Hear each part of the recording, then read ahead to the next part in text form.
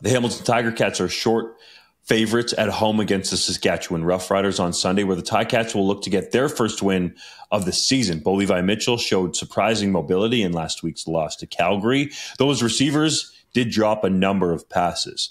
The Roughriders, meanwhile, completed a late comeback against Edmonton to start 1-0 as Sean Payne Jr. tied a single-game franchise record with, count 'em, 3 touchdown receptions. JC, who you got? Well, I think this game, like so many others with the Hamilton Tiger Cats, is going to come down to QB play. And there will be a tendency to look at what the Ticats did in week 1 and look at how Bo Levi Mitchell seemed to find some rejuvenated energy, some mobility, and say, okay, I'm comfortable betting on that guy at home right now. But I think there's going to be a regression to the mean. That Bo Levi Mitchell that we saw in his return to Calgary was emotionally fired up for a big game that meant a lot to him. I think we see some regression to the mean here, more of the Bo that we've seen in the last couple years. And I just don't trust the Ticats' weapons as a whole, especially with how many drops that they had in week 1, which ultimately cost them those games. I've talked about how impressed I was with the Riders battling back in that first game. I think coming on the road here in Hamilton, they're going to be able to do something similar and sneak out a victory with that offense that I think looks much improved. I'm taking the Saskatchewan Roughriders here. I am going to be taking the hometown Hamilton Tiger Cats plus 1.5. Very short home favorites here.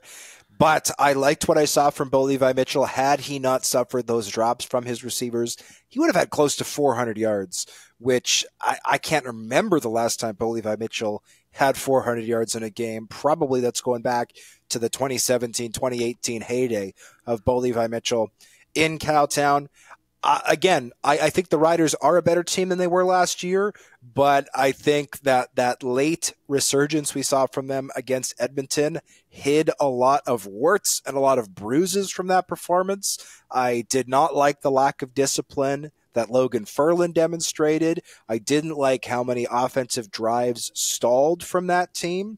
I think Hamilton's defensive line is at least as good as the Edmonton Elks is. All those pieces that they added from the rival Toronto Argonauts, guys like Brandon Barlow, Dwayne Hendricks, Casey Sales, I think is finally starting to get his flowers as somebody who's been underrated in this league for a while. So I'm happy to take the Tabbies, though I will say this is the first half of a home and home between these two teams. I think these guys are going to split the home and home regardless. So I'm happy to take the Tabbies this week and the Riders in week 3 when they play at Mosaic. I just really hope that I don't take Hamilton this week, Sask in week 3, and they do the old reverse around where Saskatchewan wins this week and the Ticats win week 3. I will be very distraught and annoyed if that happens. But for now, I'm rolling with the Ticats at home. Next week, I will roll with the Riders at home.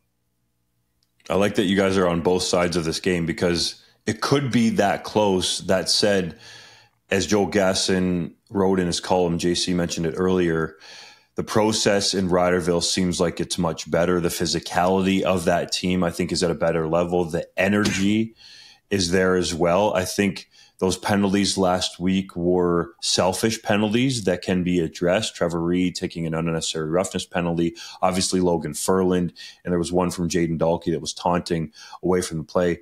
Those kind of things I think can be cleaned up. And yes, Trevor Harris threw a couple interceptions in that game, but Keen Schaefer-Baker slipped on one, and the other, Sean Payne Jr., was streaking for another big play, potentially another touchdown, and Harris simply underthrew that ball. He'll definitely own that mistake. But I think the Riders are just a better team that I would feel more confident with in this spot. That said, for them, they're going on the road for a second straight week.